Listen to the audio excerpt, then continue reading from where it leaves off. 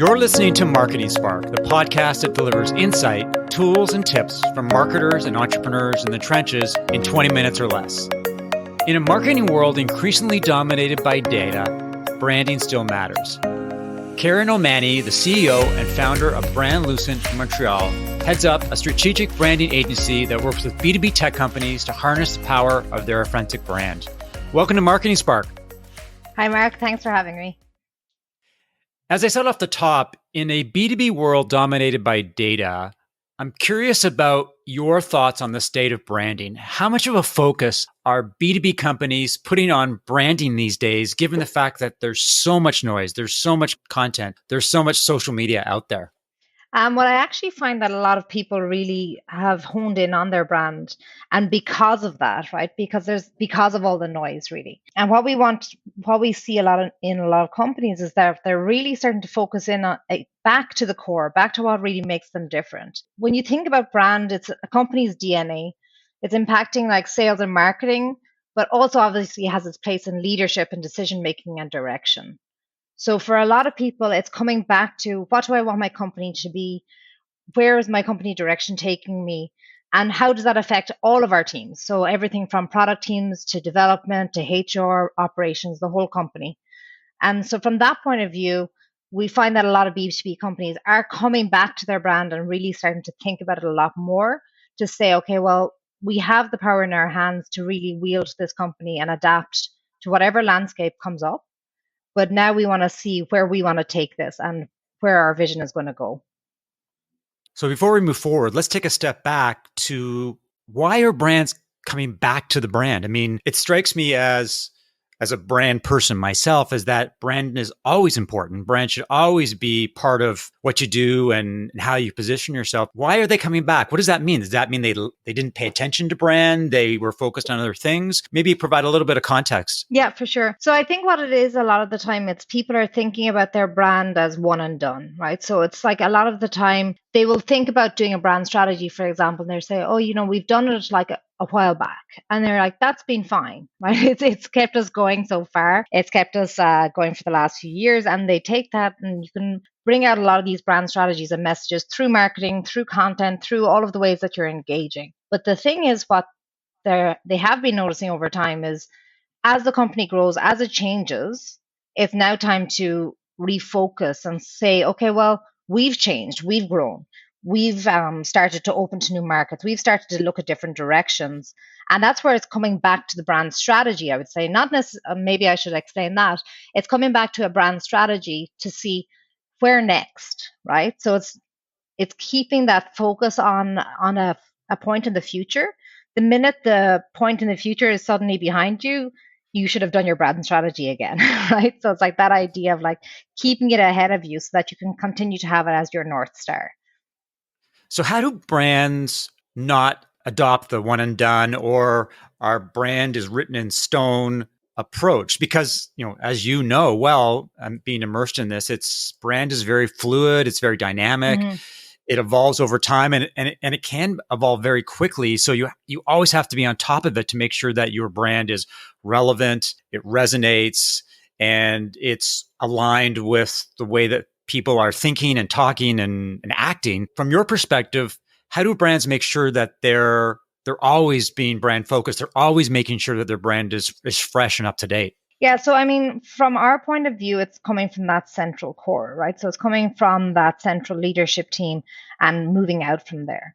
So the first thing is commitment. It's really saying, okay, well, are we committing to where our brand is going to take us? And if that's the case, let's keep it relevant. Let's keep on top of it. Let's build it into our company values. Let's build it into our company goals and start to actually reflect that in all of our departments. So this is that idea of having your brand be something that's actually adopted and taken to actually run your company. And I think a lot of people see brand a lot of the time in terms of marketing only, and they don't see it in terms of the full part of your company.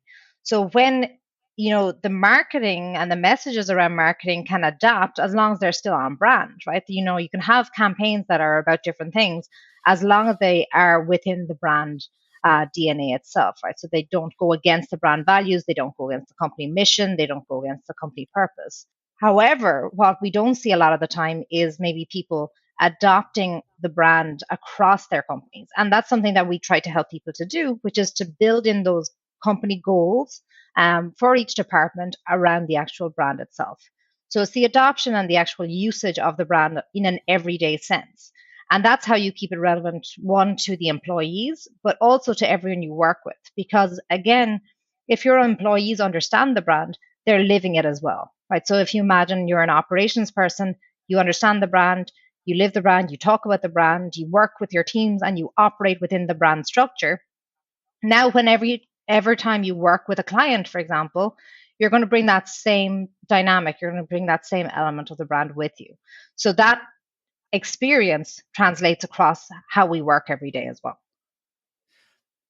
One other question I wanted to ask you in terms of making sure that all employees and all departments are aware of the brand and brand strategy is, how do you make that happen? How do you make them aware of the fact that this is something important? This is something that needs to be reflected in their work. So for example, I talk a lot about MailChimp and what they do as far as buyer personas. Mm-hmm. So what they'll do in their office is they've got these big posters with different types of customers to remind all their employees that these are the people that matter. Yeah. These are the people that you should be focused on when you're doing sales or marketing or customer success. So how do you apply that same approach to a company to make sure that your brand is not only living and breathing, but all your employees are always aware of the importance of brand and how it has to be an integral part of how they work?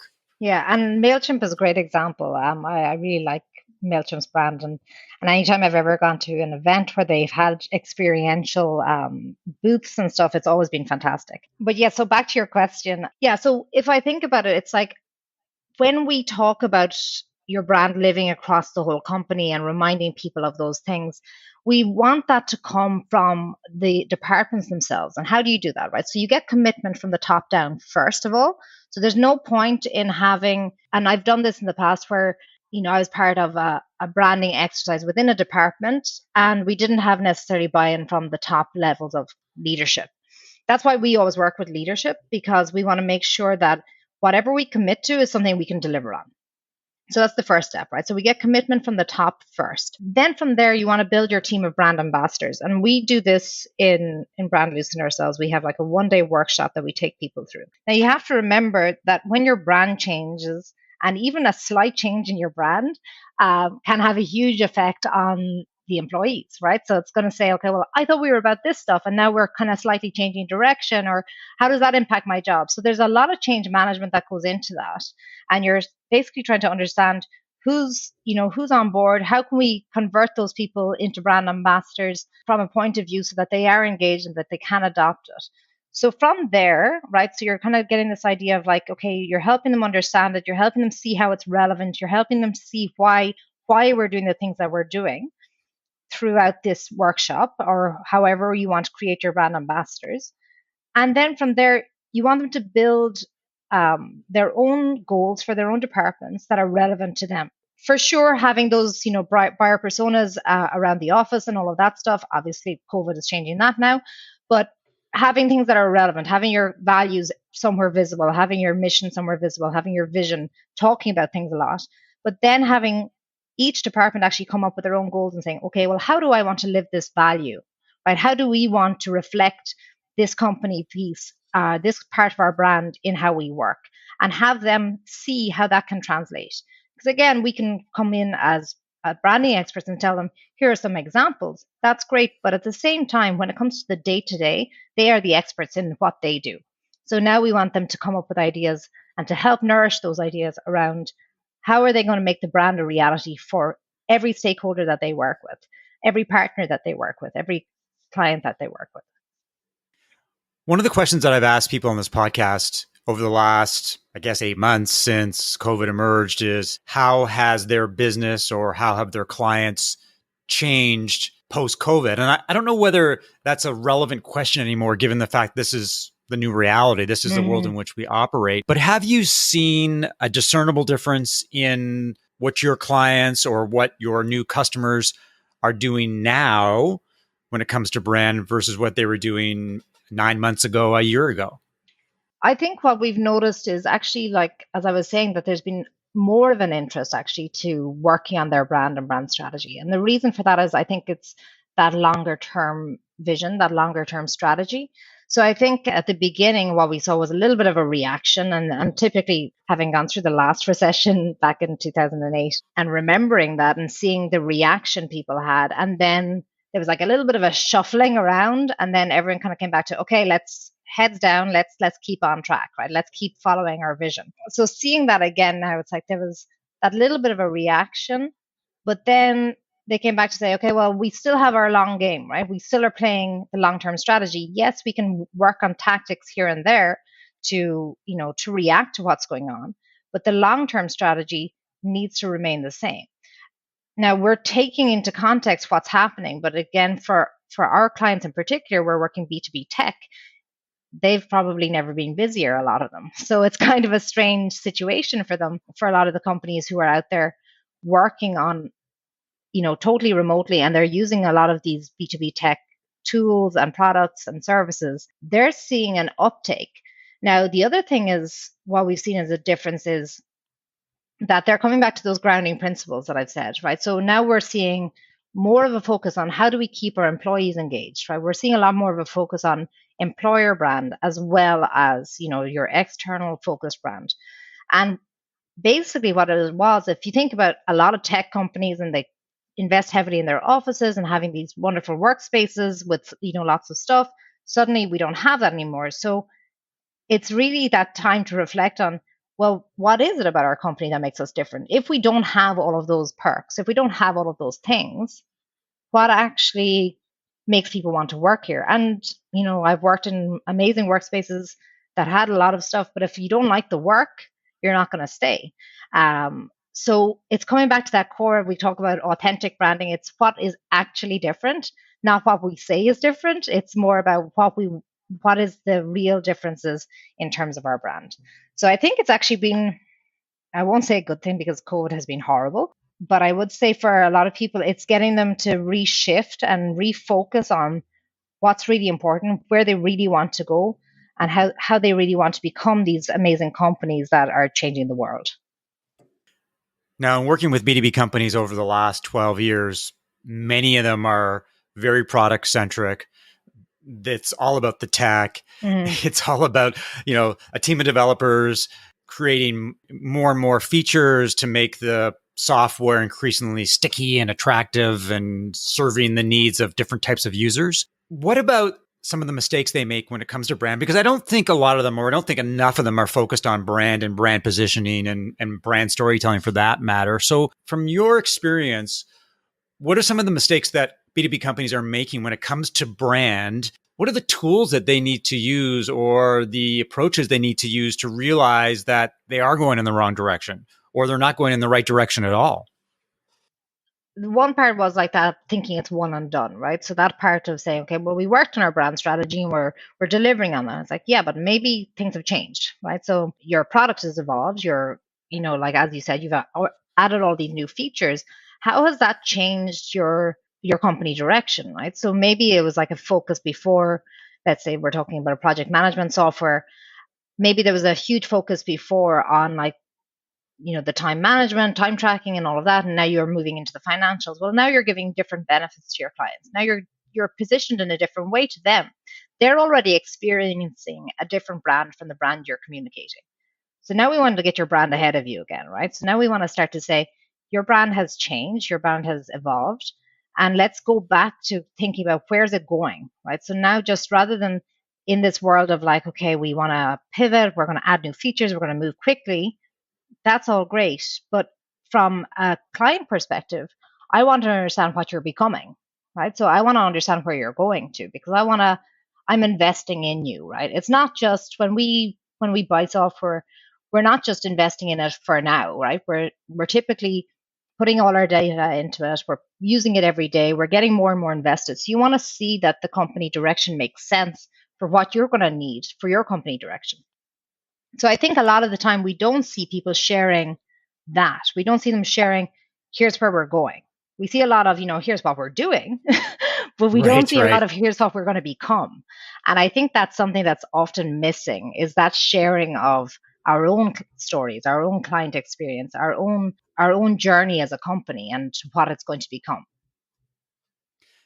Let me ask you a difficult question, only because I think it's going to be a long answer. But what is Brandlucent's branding methodology? When you have a client that comes to you and they're struggling with their brand, or they need a brand refresh, or they want to create a new brand, what are the different steps that you take them through so that they go from not having a brand or a strong brand to having something that's compelling, that resonates, that actually makes a difference in terms of their positioning in the landscape?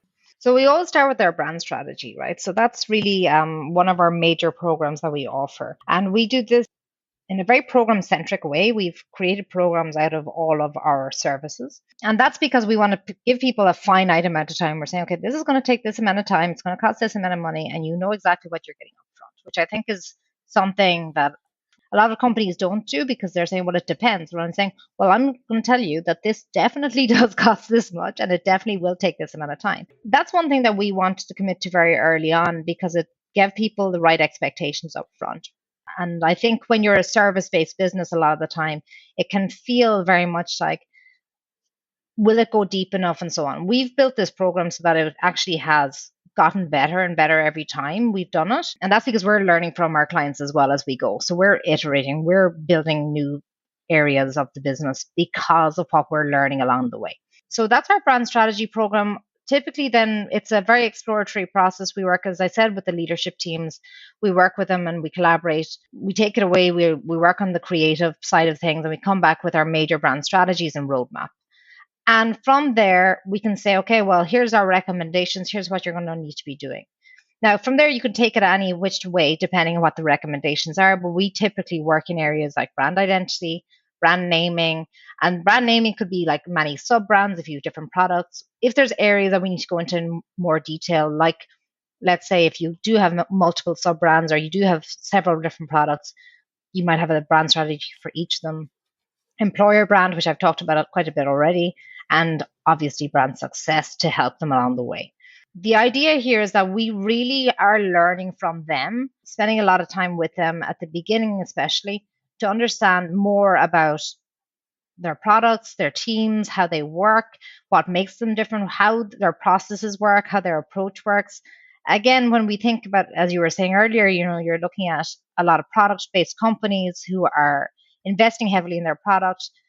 There's still some magic around the how, right? The approach and how they work and how they typically operate and how their support works and how they work in their team. So we want to harness that and we want to really find out what's the special sauce, right? What's the authentic piece there that really sets them apart and makes them so much different from their competitors. It's been really helpful to talk about brand because a lot of the times we're focused on tactics and how we can get stuff done and how we can make things happen and the metrics and the KPIs around metrics. So brand and branding is extremely important. If you're a B2B company and you are looking to take advantage or move forward within this competitive landscape, I think a focus on brand is a must do. Karen, where can people find out more about you? And as important, how can they learn more about Brandlucent? We're pretty active on LinkedIn, so definitely connect with us on there. Our Instagram game is getting better. Okay. We definitely are investing more in that, more time in it right now, but obviously you can check it out on our website, brandlucent.ca. I'd love to connect with anyone on LinkedIn. LinkedIn is kind of where we play. That's our field. Karen, well, thanks. Thanks a lot for being on a guest on Marketing Spark. And thanks to everybody for listening to another episode of Marketing Spark. If you enjoyed the conversation, leave a review and subscribe via iTunes or your favorite podcast app.